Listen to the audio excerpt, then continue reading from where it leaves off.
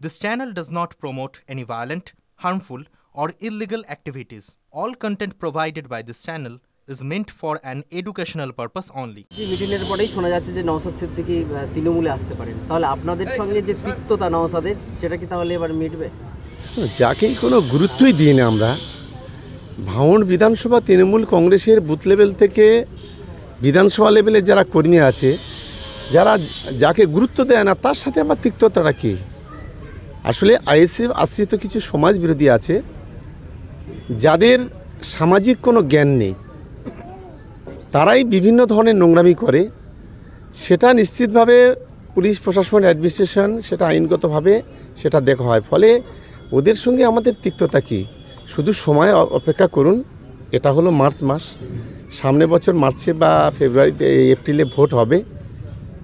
হুজুরকে এখান থেকে লটা কম্বল গুড়িয়ে যাতে উনি সুখে থাকতে পারেন, শান্তিতে থাকতে পারেন, তার জন্য হুগলি পাঠানোর যে ব্যবস্থা, এটা ভাঙড় বিধানসভা তৃণমূল কংগ্রেসের কর্মীরা করবে। সারা বাংলার যে 23টা জেলা আছে, সেই জেলার গত 2024 লোকসভা নির্বাচনের যে রেজাল্ট, সেই রেজাল্ট অনুযায়ী দক্ষিণ 24 পরগনা যে প্রথম স্থানে আছে এবং 31টা বিধানসভায় আমরা লিড আছি, এবং সেই লিডের সংখ্যা 10,000 থেকে শুরু করে 1,66,000, 2 লক্ষের কাছাকাছি, 1,68,000 পর্যন্ত।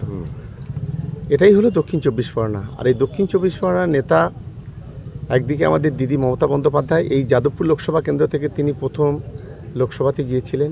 আর দ্বিতীয়ত আমাদের সাধারণ সম্পাদক, আমাদের নেতা অভিষেক বন্দ্যোপাধ্যায়, তিনিও এই দক্ষিণ 24 পরগনা ডায়মন্ড হারবার থেকে জিতে তিনিও পবিত্র লোকসভাতে গিয়েছিলেন। ফলে এই জেলা আমাদের গর্বের জেলা। এই জেলার সমস্ত তৃণমূল কংগ্রেসের কর্মী যারা বুথ লেভেল থেকে বিধানসভা লেভেল পর্যন্ত কাজ করেন, জেলা লেভেল পর্যন্ত কাজ করেন, তাদের সকলকেই রাজ্য তৃণমূল কংগ্রেসের পক্ষ থেকে তাদের সকলকেই অভিনন্দন জানাচ্ছি।